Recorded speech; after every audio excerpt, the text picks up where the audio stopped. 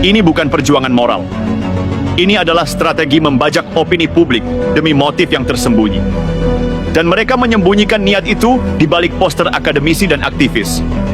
Maka, mari kita buka mata. Mereka bukan memperjuangkan kebenaran. Mereka sedang mempertahankan kebohongan yang mulai terancam runtuh oleh fakta.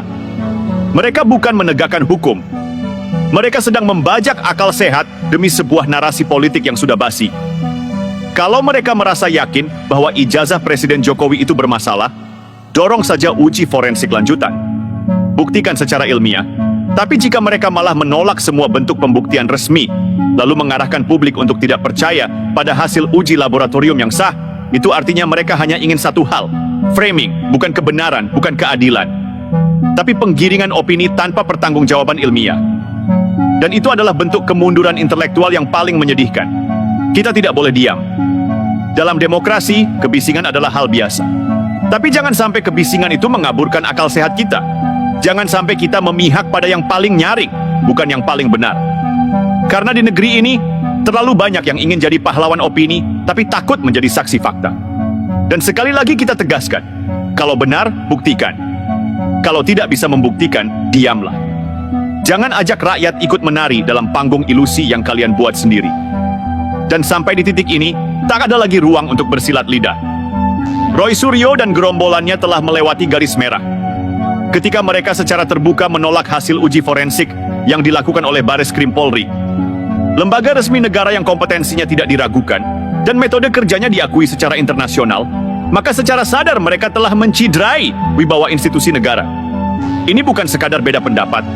Ini adalah bentuk nyata dari pendelegitimasian otoritas negara dengan dalih intelektualisme palsu.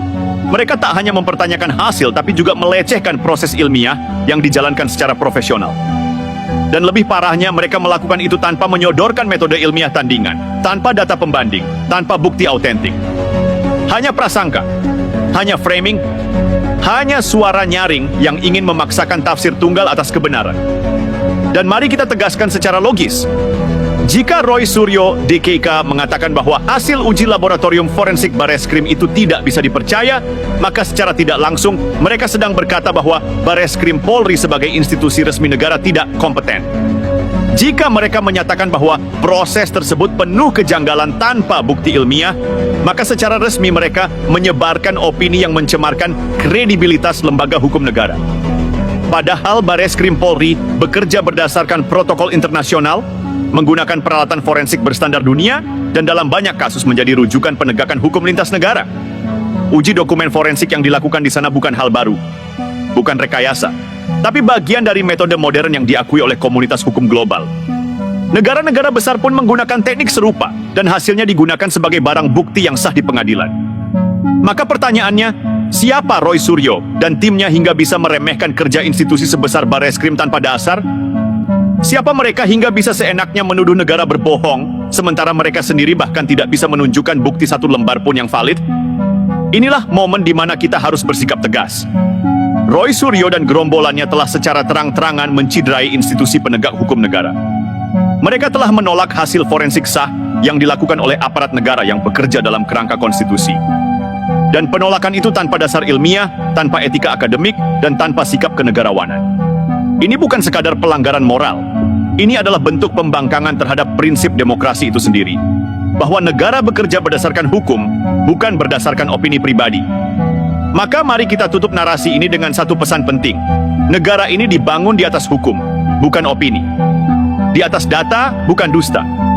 Di atas proses, bukan prasangka. Jika Roy Suryo, DKK, merasa punya hak berbicara, maka Bareskrim pun punya hak dihormati. Jika mereka mengklaim berpihak pada kebenaran, maka mereka seharusnya menjunjung tinggi logika, etika, dan konsistensi. Bukan membakar kepercayaan publik terhadap negara hanya demi memenuhi ego pribadi atau kepentingan politik jangka pendek.